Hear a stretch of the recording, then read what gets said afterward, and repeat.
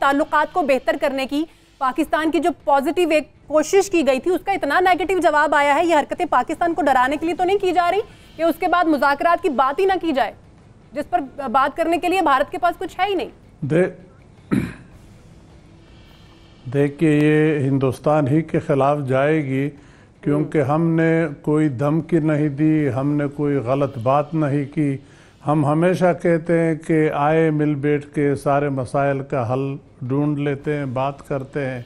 ابھی بھی عمران خان صاحب نے اگر یاد ہو اپنی پہلی تقریر میں انہوں نے کہا تھا, خاص کر افغانستان اور ہندوستان کے بارے میں, کہ ان کے ساتھ تعلقات وہ بہتر کرنا چاہتے ہیں, بلکہ ہندوستان کے بارے میں تو کہا تھا کہ اگر وہ ایک قدم آگے بڑھے تو ہم دو قدم آگے بڑھ جائیں گے. اور ابھی انہوں نے خط میں تجویز دی تھی, پھر اس کے ریئیکشن میں ہندوستان مانا کہ نیو یارک میں ان کے وزیر خارجہ اور ہمارے وزیر خارجہ مل بیٹھ جائیں گے, بات چیت کر لیں گے.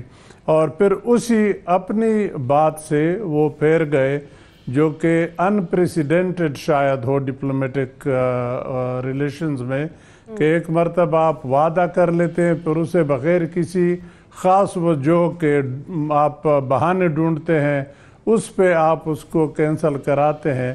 تو یہ آپ کو خود ننگا کرتا ہے دنیا کے سامنے.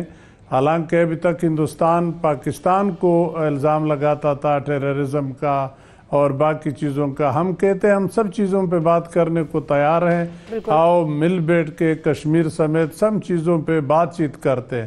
اب وہ بات چیت سے بھاگ رہے ہیں, تو جو آدمی بات چیت سے بھاگتا ہے ظاہر بات ہے اس کے اندر کوئی پرابلم ہے, وہ مین ایشو کو ایڈریس ہی نہیں کر سکتے.